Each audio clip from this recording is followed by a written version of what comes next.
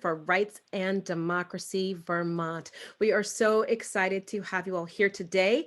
Welcome to the Vermont Revolution Political Fundraiser. So this is an opportunity for us to reach in and to get a chance to know some of our incredible movement candidates, as well an opportunity to learn more about rights and democracy and why we need to come together to try to make sure that this electoral cycle is one of our strongest ever.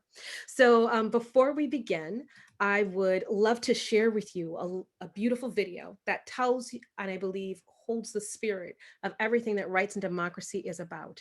And we just came through an incredible cycle of our 5th anniversary, 5 years of doing this incredible movement building work. And it is some of the most powerful, and I am so proud to be a part of this family.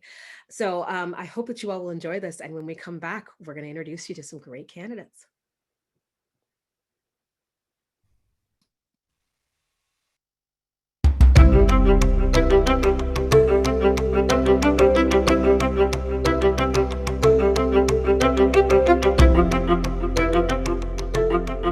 Our vision is to build a just, equitable, and ecologically sound future in which all communities can thrive.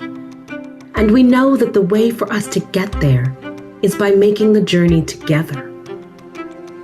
Just as the crises we confront are interconnected, so are all of our stories and struggles. Over generations, working people of all racial and ethnic backgrounds have come together to fight for freedom, justice, and equity. For as long as we've been fighting, powerful opponents have tried to use our differences to divide us for their own profit. Yet, time after time, we unite across our difference to win lasting change. Whether we are out in the streets or inside the voting booth, we know that together, we have the power to transform the future. During these challenging times, we need each other more than ever, and our collective action has never been more important. We need you. Join us.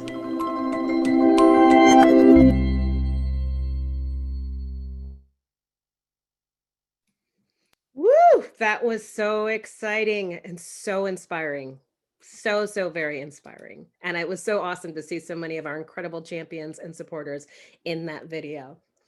So before we begin and really dive into our work today, I'd like to ask for a brief moment of silence in honor of those that we've lost in the last several months. The hundreds of thousands that have been claimed by the coronavirus here in the United States, an ever-growing number of lives lost abroad. Those lives stolen through state-sanctioned violence, including police brutality, our for-profit prison system, environmental destruction, deadly immigration and practices, disparate health outcomes, poverty, hunger, and so much more.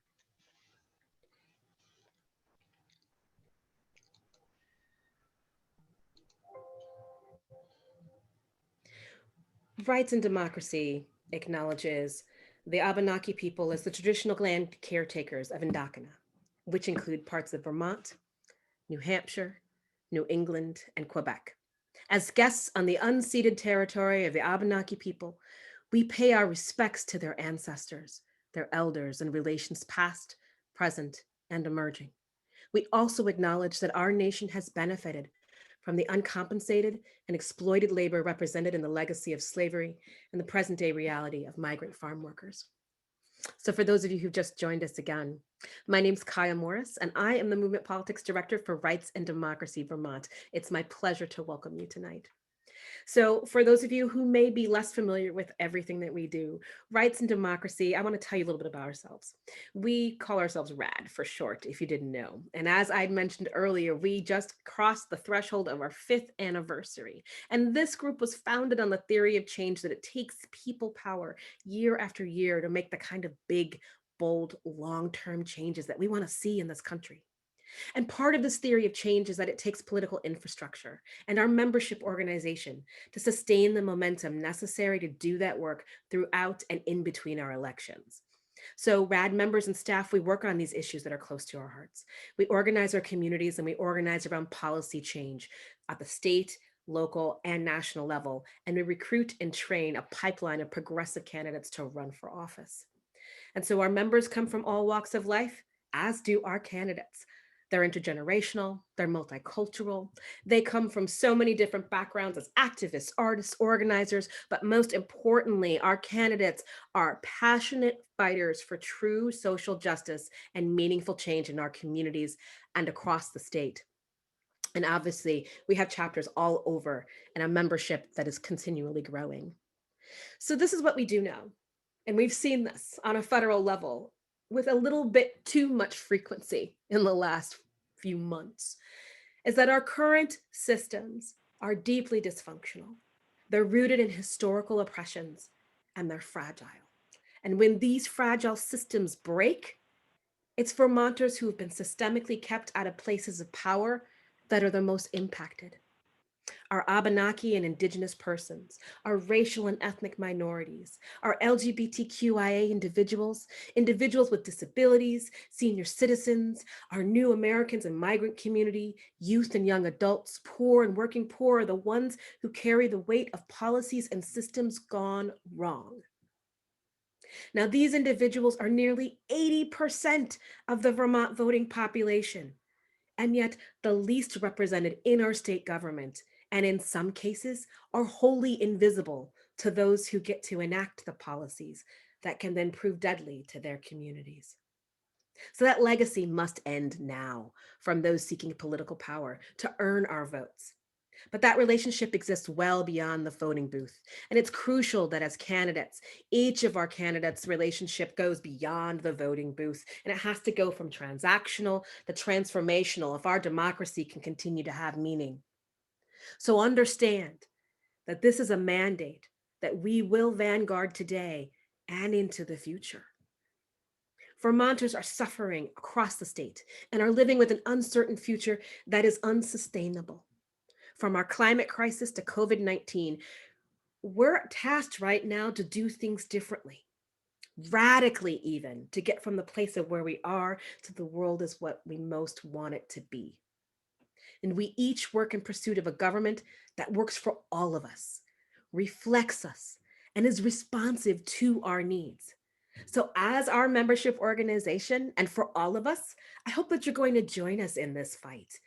And if you're not a member, become a member. And if you aren't a contributor, we need your help so that together we can grow this movement to win. Now, you know how to find us because you found your way here, but we also need you to go and tell 5, tell 10 friends, shout it from the rooftops about the work that we're trying to do. So, we're going to meet some candidates tonight. And in an attempt to minimize the disruptions of these conversations we're going to have, everyone on this call is going to be muted and unable to unmute. So that means that there may actually be a pause between speakers as we go from one to the next. Now, we have an incredible lineup of guests today, but we will not be taking direct questions from the audience, but we'll do our best to note any that might appear in the chat. So, what are we trying to raise these funds for? What are we all here to talk about? We are here to try to bolster the support that comes through the Vermont political revolution. And our PAC, while we want to find ways to make our grassroots candidates be able to have the strongest possibility of winning, we recognize that there are costs to this political game. And until we are able to decouple those things, we have to come with strategies that will help our folks shine their best and to be able to live up to their values. As a candidate myself, when I first ran for office, Rights and Democracy was not yet born. And I found myself knocking on doors by myself, with the exception of 2 occasions. I had to do everything on my own, build my kitchen cabinet on my own, do so much. It was a lonely road. Once Rights and Democracy came on the scene, the support I received was incredible. And I cannot tell you how powerful it was and how much stronger I came into my reelection campaign. Everyone deserves that opportunity. So the Political Revolution PAC it's a way to both recruit and support our movement candidates to local, state, and federal office.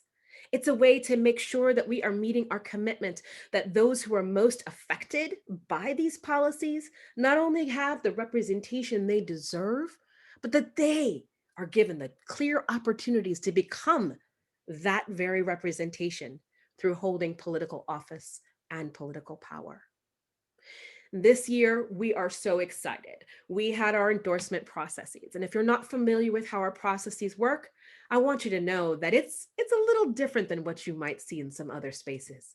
Remembering again that we stand on the shoulders of entire communities of members who are seeking an opportunity to be deeply engaged in this work and to get to know our candidates. So we have an endorsement process that includes a questionnaire. But these questionnaires are not just asking about specific policy points, but they're also asking for our reflectiveness on the ability for these candidates to say, how does my work actually tangibly change and improve the lives of those that I seek to represent? So we put out a call for those who are running to apply, and then they do. And we get a chance to come into community with them. And this year, we are so excited. We've already announced our first slate of early endorsed candidates, some of whom are here joining us tonight, and many more who are out there making phone calls and texts, doing social media, trying to get across to that win. And we are so excited to see this incredibly diverse slate of candidates. We have within our constituency, we have 15 individuals who identified as female, 13 who identified as male. We have one individual who identified as being non-binary, 7 who consider themselves to be BIPOC or members of the global majority, 3 LGBTQIA individuals, 2 who identify as trans, and 5 individuals with disabilities. This is important and powerful. And I am so thrilled to be able to join these folks in this call for a change for our future. Our applicants this year came from counties all over the state: Bennington, Chittenden, Rutland, Essex, Lamoille, Franklin, Addison, Washington, Windsor County. This is a point of celebration, and I hope that you will join us in this celebration and hope us to bring about even more celebrations on Election Day. So it's my pleasure to start off with introducing our candidates. And our first person that's going to join us to speak is none other than Hartford Select Board member Rachel Edens. Rachel, I am so excited to welcome you tonight. Thank you so much for joining us.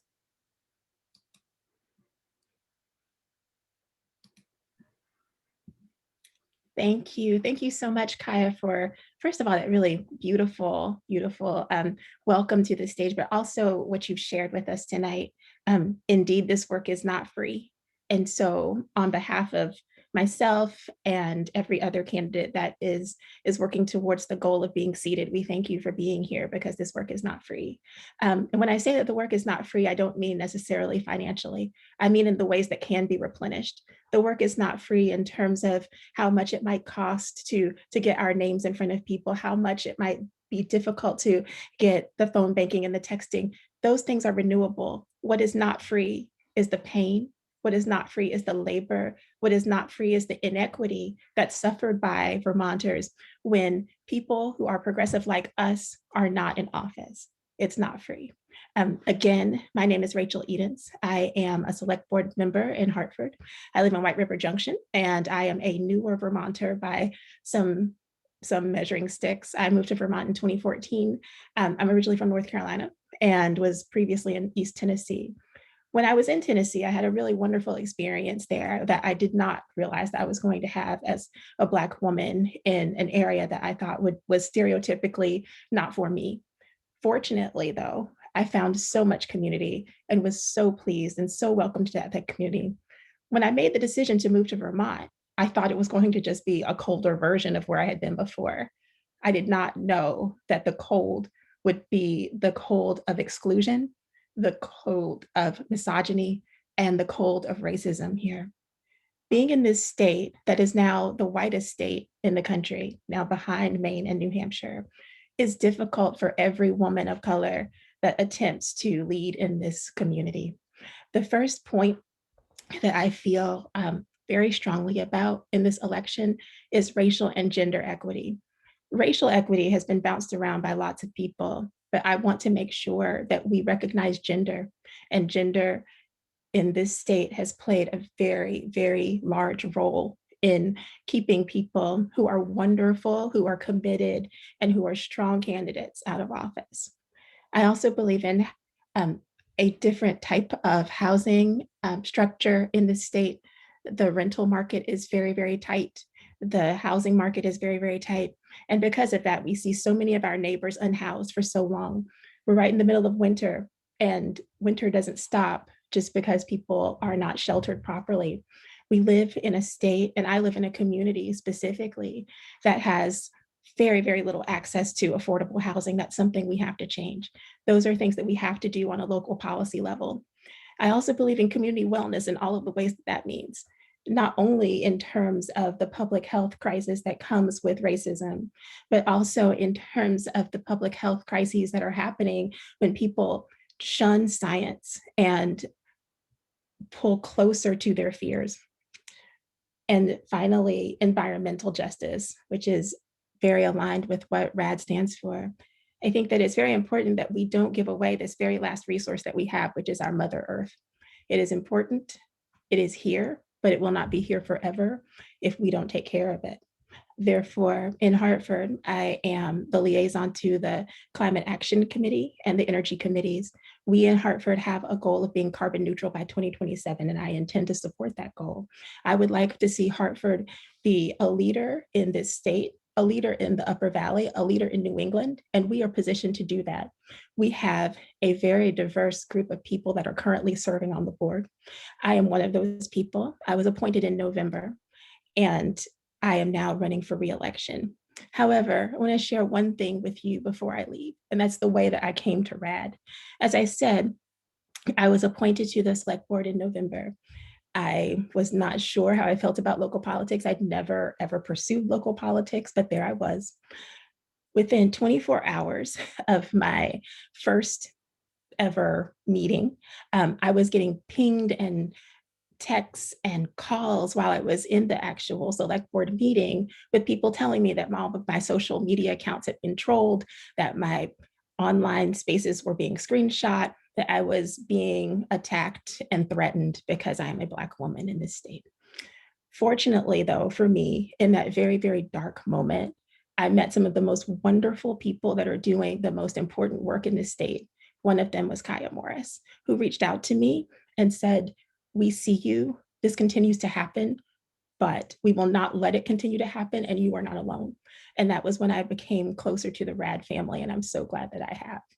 So, in addition to being a person that was deeply supported by RAD and who wants to carry forward the tenets of the organization, there's one last reason that I came to political office, and it's a very personal one.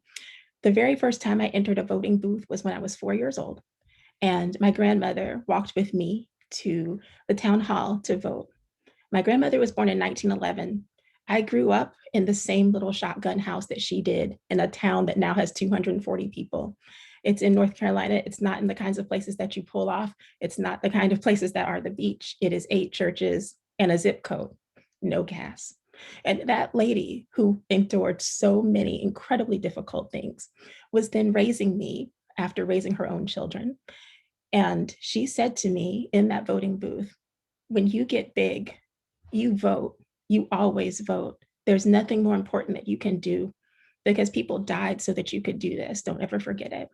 And I remembered that my whole life, that what she wanted was to have a stake in the kind of future that we can create, where voting justice is for all of us, where land and environmental justice is for all of us, where gender and racial equity is for all of us, where all of us contribute to the public health of our communities.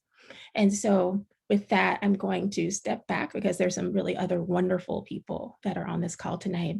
But I just want to say thank you to everyone that is coming, that is sharing in this space, the people who are taking the time to listen to us, and the people who are RAD members who are taking such incredibly careful, precious time to review each candidate and each candidate's vision as closely as possible so that the slate of people that are going into office in just a few weeks will be individuals who will uphold what RAD is all about. So I thank you so much, and I look forward to seeing you at the polls in March. Oh my goodness, y'all. Thank you, thank you, thank you. If that resonated with you, I want to see some likes. I want to see some emojis. I want to see some love up in that chat. I hope you all understand how powerful and beautiful what what Rachel just shared with us. This is so important right now. The folks who are watching to see what will happen, you all know my story, and you know about how the hatred around me and that was happening and bubbling up in the community that I was living in made it so that I could not know, I no longer felt safe there, and I no longer felt safe serving. This is something that is happening to our strongest champions, those who are currently in office and those who are starting to run. And that could in itself be a deterrent for someone to say, I want to see myself there, because if we can't see it, we can't be it. And so, what we need to do is send the loudest possible message that this will not stand. We will not allow our movement candidates and our movement electeds to become martyrs to white supremacy. And we need your help for that. And thank you, Rachel, for standing for your strength. And thank all of you for your courage and even stepping up to run. So greatly appreciated. I am also thrilled to bring into this conversation Jerry Greenfield, who has been such a longstanding supporter of not only rights and democracy, but so many candidates across this entire slate. It has been just such a pleasure to be in community with Jerry, learning from his wisdom, his leadership, using his platform to push forth these very things that we believe in and hold true. I am not seeing enough love up in that chat, and we're going to throw up some information about ways that you can contribute to this pack right now. This is a powerful and intimate conversation that we're having right now, and I'm so glad that you are here with us. Jerry, hi, my friend. Hello, so nice to see everybody. Thank you. What a treat to be here. You'll all be happy to know I'm not running for anything. Although you may not know that years and years ago, I ran for select board in Williston, where I still live. Probably many of you are not old enough to remember the fight over Walmart and Pyramid Mall and the big box stores coming into Williston. I was running on the side of keeping them out of Williston. And did I win? I don't think so. How did that one turn out? But I understand what it's like. I was, going door to door in all the houses and streets in Williston. And I just want to tell you guys how much I appreciate what you are doing. I know it is not easy. I know, when you're not always on the popular side of things, it's difficult. But, if it wasn't important to stand up, everybody would be doing it, right? I mean, if something isn't controversial, you wouldn't have to take a stand on it. And you guys are just doing an amazing thing. Ben and I have been out on the campaign trail with Bernie for his last two campaigns. We were both surrogates in the last primary season. Ben was one of Bernie's national co-chairs, and I was a surrogate. And what Bernie always talked about, besides the values, was that it was not about him. It was about all of us. And that even if he became president, he wasn't going to be able to do anything without the support of people and people running for offices in their towns and their states and their school boards. And that's what everybody needed to do. And you guys are the guys doing it. I sort of can't believe it's been 5 years for RAD already now. I remember speaking with James when he was first starting it. And I'll tell you, whenever RAD calls, I answer. And, a bunch of you candidates know when you ask me for my support, the first thing I always say is, have you gotten the endorsement from Rights and Democracy?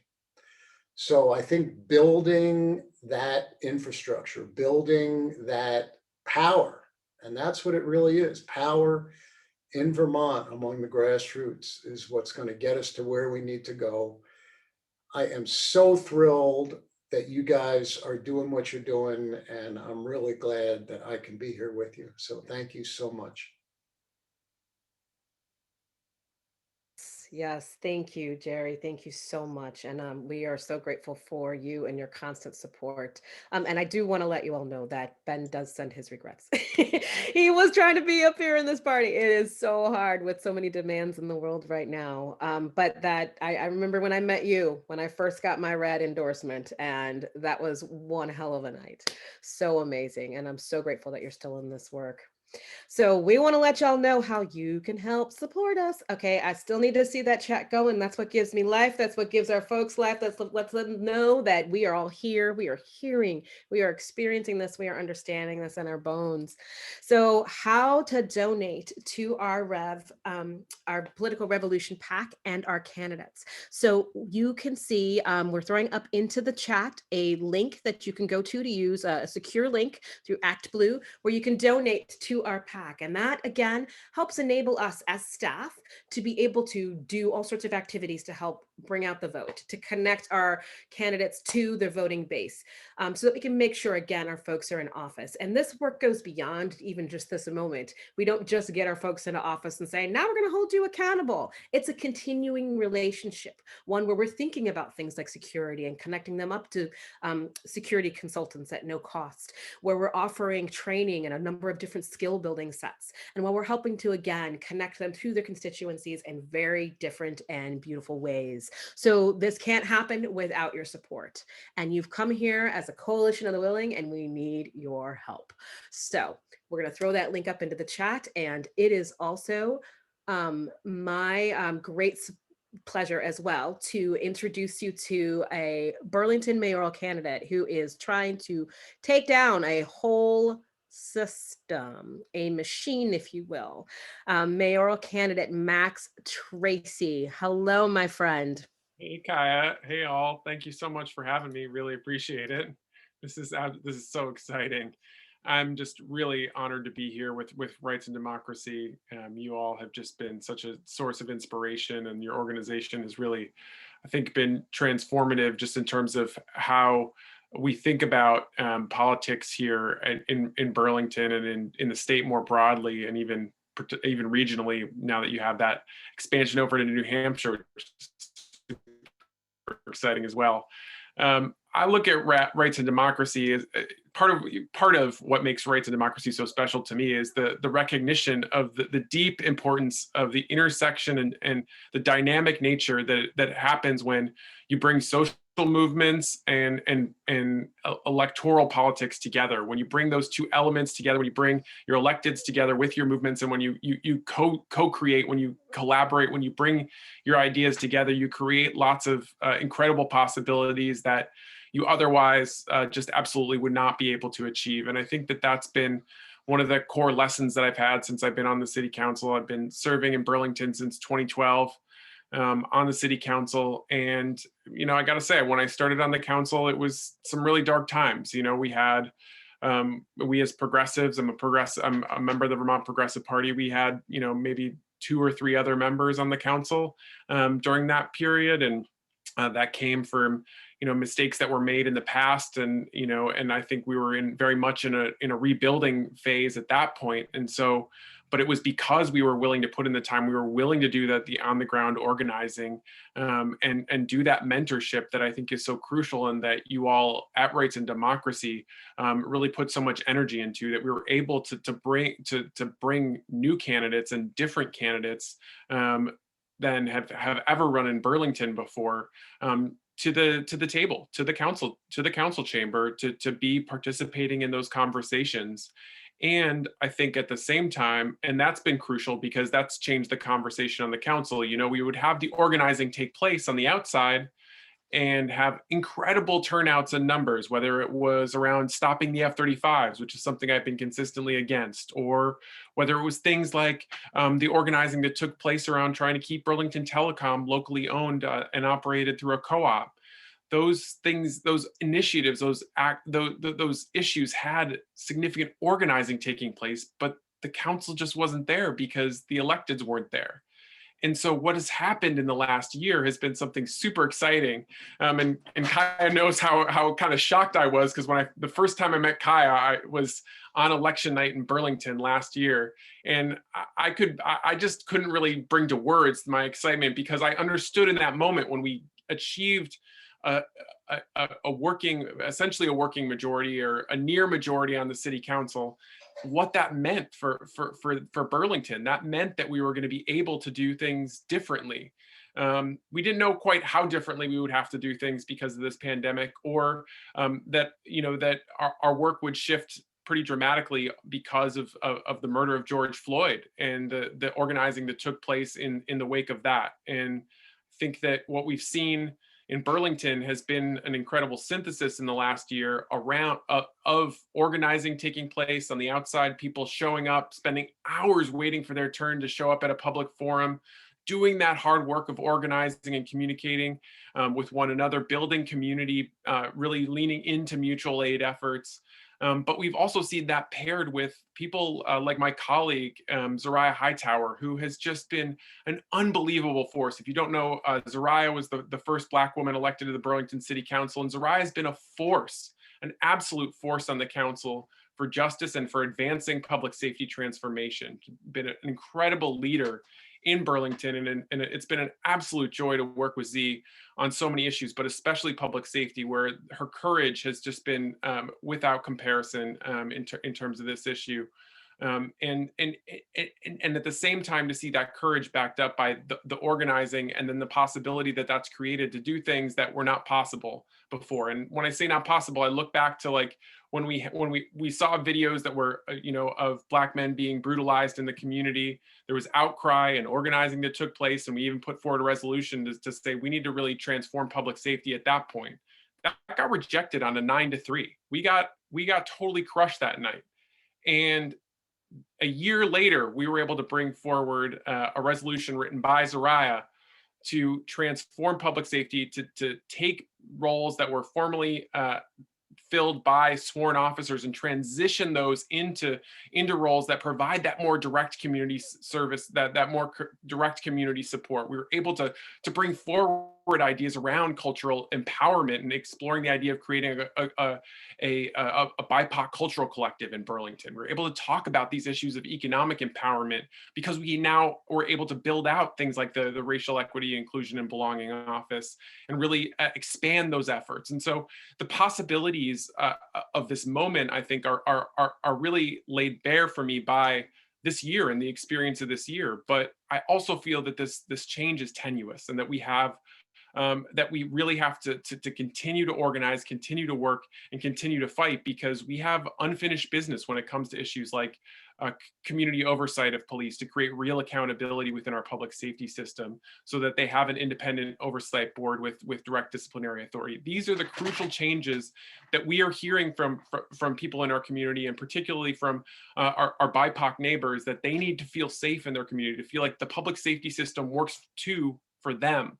And so that's the thing that I want to bring to the table as the next mayor of Burlington, is that approach and that recognition that we need not be afraid and give in to our worst fears in this moment around this transformation, but that we are called and that we have an incredible opportunity to transform public safety in recognition of the systemically racist outcomes that our public safety system currently has. And so that's a big part of why I'm running for mayor, because we see that in so many cases that we've seen vetoes, we've seen votes not quite be there to pass this transformative policy, and we need change at the top in order to really realize this vision of transforming public safety, but also of economic and cultural empowerment, of recognizing our housing challenges, of advancing the work around climate action, and of making sure that the inequities that have been laid bare by the pandemic do not continue to exist, that we use this as an opportunity that it truly is to transform systems and to build the future that we in fact deserve as Burlingtonians and as Vermonters more broadly. So I'll stop there. Really appreciate it. If you're looking for more information, go to maxformayorbtv.com. You can, and please support RAD. I think they've been an incredible support throughout my entire time here. just absolutely really appreciate the work that you all are doing to support candidates like myself and so many others across our state and our region. Oh, thank you so much for that, Max. So gorgeous. I hope what you took from that was really a message around what political courage looks and feels like. It is not easy to be the one that is a dissenting voice when everyone else is comfortable with the status quo. It is not easy to push up against really entrenched ideologies that are completely happy with inequities that exist as long as some people are able to come out on top. It takes quite a bit of character to be able to say, this is what I believe in, and I'm going to push for it boldly. There's a loneliness that comes with this as well.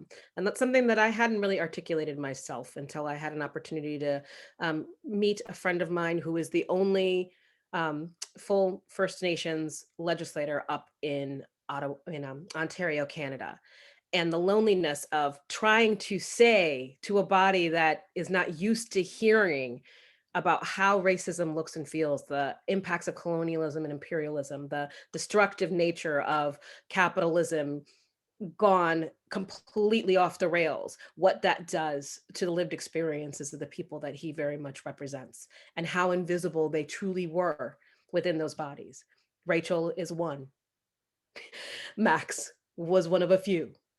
We see how we have to continue to build this bench and build a whole community around these folks so that they can do the work that they are holding in your heart and in their hearts, and the work that we need to get done. So thank you so much, Max. And I'm so excited. Please, any candidates, feel free to also place your links in the chat, and so people will know how to get in touch with you as well post this moment. So I'm super excited as well to now welcome to this conversation someone that I'm also has been just a fighter up in his region of this state, trying to fight against what's happening within our police systems, within our schools, who has been standing up for families before he even thought about ever putting his name onto a ballot, ever signing up and getting people to say, can you vote for me? And I am so excited to have been able to see Ryer get endorsed twice by Rights and Democracy. And he is running for the Maple Run Unified School Board. Ryer Erickson, hello. Thank you. Thank you so much, Kai. I appreciate it. You know, the first time I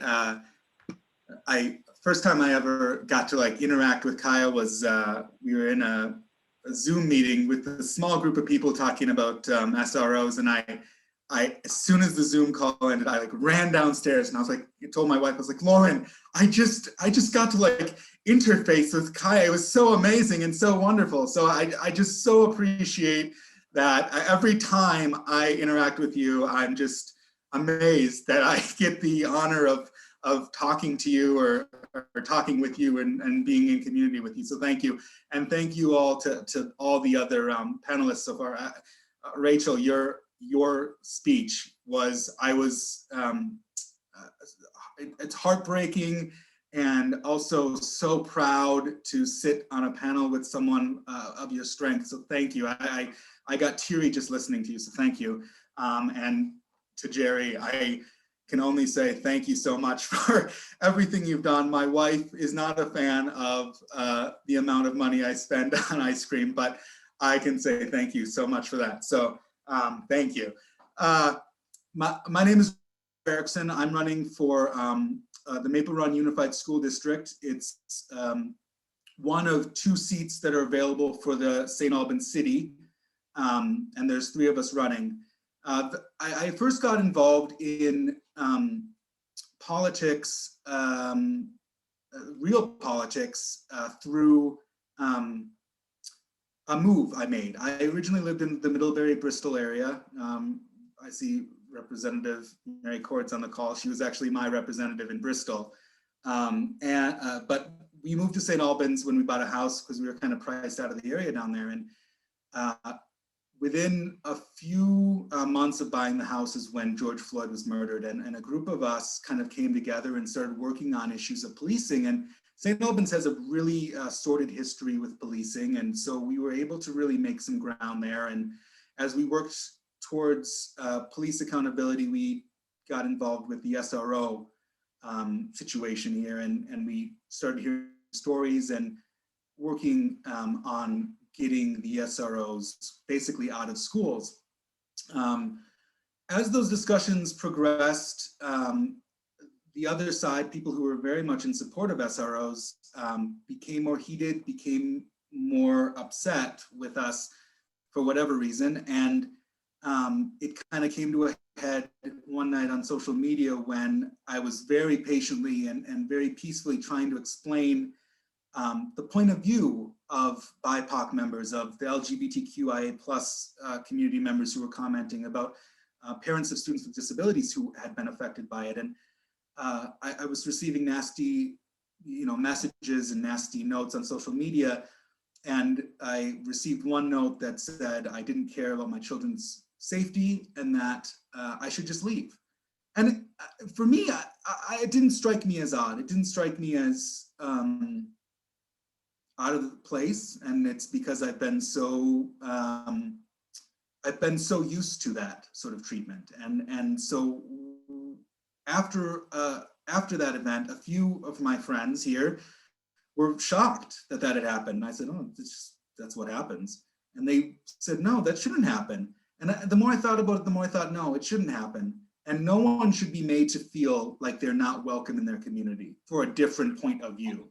And no one should be forced out of the place they live, the place they've set up as home because of their color, because of their identity. That's never acceptable and never okay. And at that moment, I threw my hat in the ring and I said, I'm gonna run for school board. It's important. It's important that we have people who look like our community making policy and governing of the school board. School boards are important because they may not decide the everyday aspect and the everyday goings-ons in school, but what they do is they oversee and they provide guidance to basically to superintendents. Now, a unified school district like we have here, it's less about what's good for each individual and more about what's good for the whole of all students. And apart from the SROs, which I'm very passionate about still, I'm also more interested in making sure our schools are safe for all students and welcoming places for all students. And there's many ways we can do that. One thing that MR Maple Run Unified School District has done has been to sideline holidays, which I think is actually a really wonderful event. It doesn't make people feel like they're outsiders or outcasts, but we can do more. And one of those very important things we need to do is to teach the history of this country and of this state. That doesn't mean that history started when, Samuel Champlain landed here and then history started. There were people here before that. There were slaves in Vermont, and that history isn't taught either. There are right now people in this state who are castigated, who are oppressed, who are forgotten about and erased. And those are BIPOC members, they're LGBTQIA plus community members, they're students with disabilities, there are migrant farm laborers who come here, who risk everything to come here so that we can have fruit, so that we can have food, so that we can have things that we need to sustain ourselves. Those histories aren't taught. The other thing we really need to think about is the ways in which our schools are helping those in need. And that doesn't just mean racial minorities, that doesn't just mean LGBTQIA plus community members. It also means students who with low income. It means students who have trauma in their lives, who aren't able to necessarily process emotions, because what we have to remember is schools are filled with children.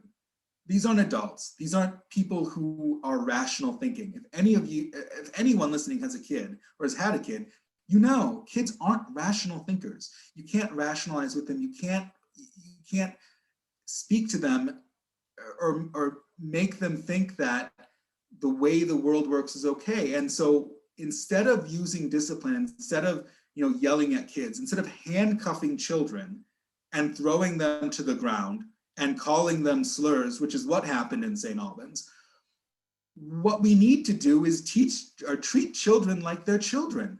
I wouldn't be able to handcuff my child if they were throwing a temper tantrum. I wouldn't be able to do that because I would have child services called on me, rightfully so. But our students are now being faced with the idea that if they misbehave in school, they could be arrested. And that doesn't actually help students in how they behave and how they act. It actually prevents them from having a healthy relationship with how they interact with adults in the community. So I really appreciate Rights and Democracy for the endorsement. I appreciate Kaya for all of her wonderful outreach, her guidance in the past. Like she said, this is the second time I've been endorsed, and both times I've just been so appreciative of the work that RAD does. I'm a contributing member now, and it's just, you can't be replaced in any way, shape, or form. My website is, sorry, I have to look, ericksonvt.com. So please, if you can, go to it. It'll just take you to my Facebook page, basically. But all I'm looking for, I'm not looking for financial donations at the moment, but I really appreciate letters to the editor. I appreciate words of encouragement, and that's where I'm sitting right now. So thank you very much, everyone, for attending, and thank you to the panelists. Thank you, Ryer, and thank you again for standing up for our youth. This is where our children are for the majority of the day, of their waking hours, are within our school systems. And the representation that they have, both in their curriculum and in the school systems, is truly important. And the decisions that school board members make is crucial. So actually, I know I have someone coming up next who's going to be able to speak with us. We're going to throw the Act Blue link back onto the chat. So if you all are still having trouble with it, try it again. Please don't give up. We're still all in this. But yeah, definitely. We've seen some really harrowing stories of members who are on school boards in the Rutland area, in the Bennington area. We've even heard about it up here in Burlington, all over the state, that have been really, really challenging. And we cannot forget the importance of those particular positions and those particular seats. They need to be filled with people who understand deeply what social justice and real collective liberation means. So I'm truly also very honored to be able to welcome to this conversation Tina Cook, who is running for select board down in Bennington.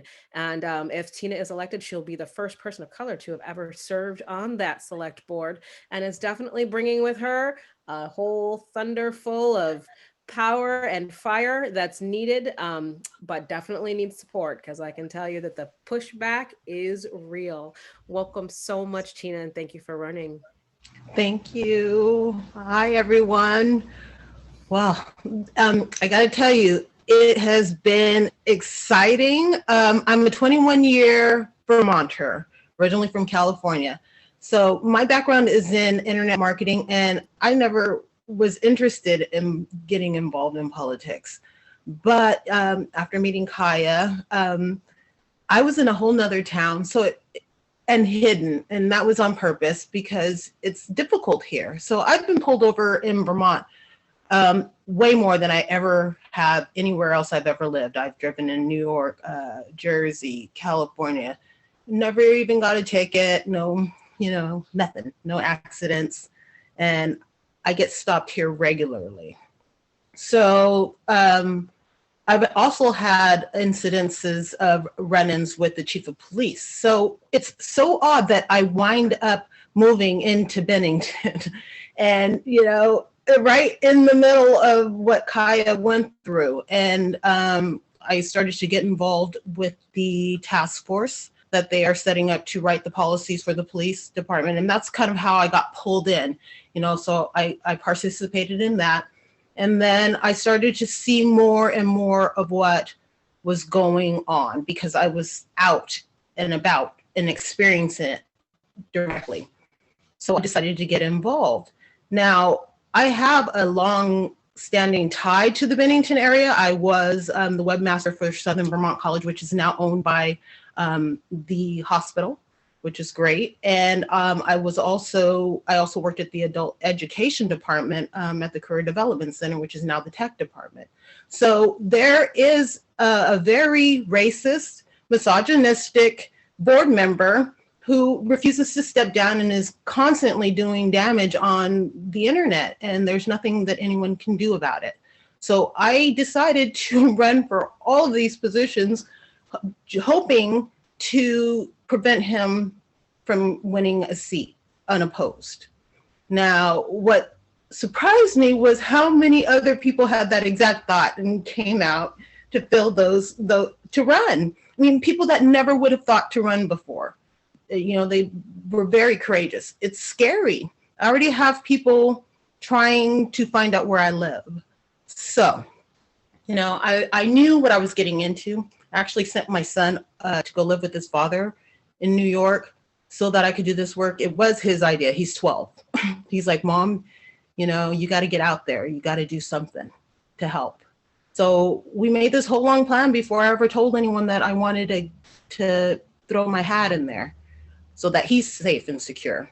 I'm not as concerned about my own security, but it's a real problem. You know, I'm more concerned about, you know, my friends that are all experiencing these things, but it doesn't matter what my credentials are, how much education I have, you know, how many millions of dollars I've brought to the companies I've worked for.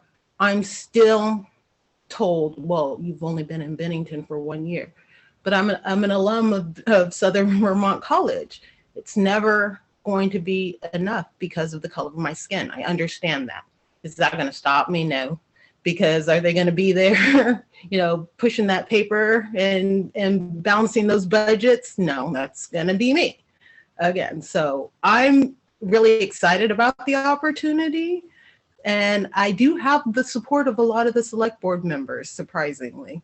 But Bennington's unique in the fact that people are scared. I really truly believe that's the problem why a lot of people don't, you know, put themselves out there and, you know, don't stand up and say, you know, stop this or yeah, I support, you know, Kaya, you know, publicly. She did get a lot of support. And so you could definitely see who was on your side. It was very distinct and very clear, you know, and who was not.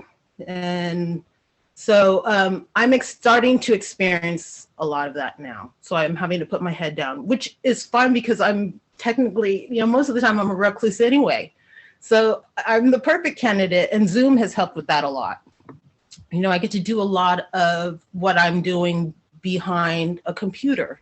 So I feel a little more secure there. But I need to get the word out. So that's what I'm hearing is like, well, no one knows you. And that was by design, you know, so I can feel safer living here in Vermont. But now I'm being tasked with like, I've got to get the word out and I've got to tell people about myself and, you know, and I've had to turn down some press because of the way that they treat women and BIPOC people and report on them and, you know, make us these demeaning caricatures. And I didn't want to be that. That's not why I'm here. So I turned down the interview. And a lot of people were shocked. Well, you've got to take the interview. I don't have to take the interview. I was like, I'll go word of mouth. I'll hit every door if I have to. You know, I don't have to take the interview. And then because I'm going to be doing damage for the next woman or the next BIPOC person or the next person with disabilities, and I couldn't be responsible for that. So I took a stand, and you know, it felt good, but I'm getting a lot of backlash and I wasn't expecting that. So I'm finding, and my answer was, there are many ways that I'll be able to get the message out. You know, I like thinking out of the box. It's helping me, you know, sharpen my skill set. And it's actually helping me reach out more and ask for help, which I'm not used to doing. Usually I have to do everything by myself. You know, when I worked for Orvis, I was a one-person show in that SEO department. So built that up to millions. So I'm like, if I can do that if Orvis has entrusted me to bring in millions, I think Bennington should trust me as well. So that's been a long difficult sell, but I feel like I'm going to get it across. There's a lot that needs to be done, especially the opioid epidemic. And actually, even if I don't win, I've already formed all of these wonderful relationships, and I'm hoping to, get everybody into the same room together. And I think then we can really start solving those problems. So I appreciate your time today. Thank you so much, Kaya, for putting this on. And Rad, thank you so much for everything you do. Nice to meet you, Mr. Greenfield.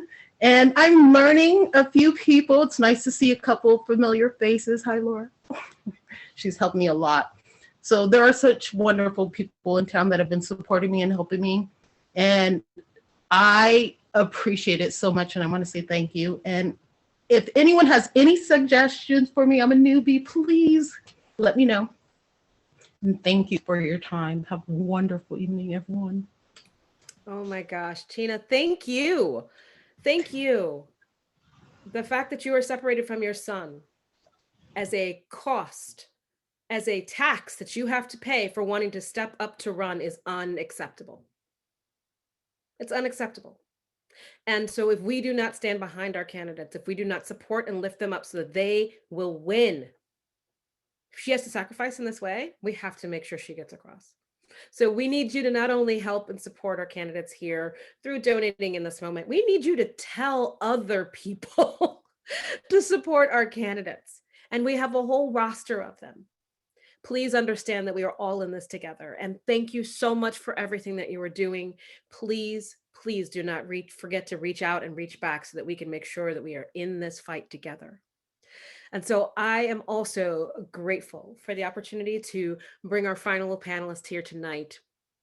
Teddy has been with Rights and Democracy from almost the very beginning, I believe. Just about. And has been, yeah, and has been just in the trenches with not only helping multiple candidates get across the finish line, but having his own path to victory and being a solid voice on the Barrie City Council. I'm so excited to welcome Teddy to our conversation tonight. Teddy, please drop us some wisdom. I will do my best. Thank you, Kaya and James. And I feel like I've known the two of you for like 100 years now, but it's only been like 3, which is insane. Repping the tax, the rich sweatshirt. So I've clearly learned some good lessons from Rights and Democracy. As Kaya said, my name is Teddy. In 2019, I was elected as the youngest ever city councilor. I was elected when I was 21 years old in the Barrie City Council. I served on the board of directors for RAD over the past 2 years, and I was the organizing director for the state of Vermont for the Elizabeth Warren presidential campaign. I originally came to RAD as an activist during the Raise the Wage campaign, and RAD definitely taught me just about everything I know about advocacy, about organizing, and RAD empowered me not only with moral support, which is incredibly important in electoral politics, but also tools on how to run and how to win. I won in 2019, and I'm going to win again this year by running as who I am. The grandson of a Navy veteran. I'm the product of a family that's dealt with substance use issues and mental illness. I grew up poor, not hungry, but poor. And when I first ran in town, I was unknown. I had never run for anything before. At the time, I worked at Dunkin' Donuts, and I still moonlight at Dunkin' Donuts during the off season. I ended up winning my first race by 12%. Over the past 2 years, I've shown that a progressive can not only win, but we can govern in a place like Barrie City. We are in a much different universe than my good friend Max up in Burlington is, but we have established a diversity and equity committee to examine city policy and practices. We've established a civilian oversight and advisory board to conduct public review of policy for the Barrie City Police Department.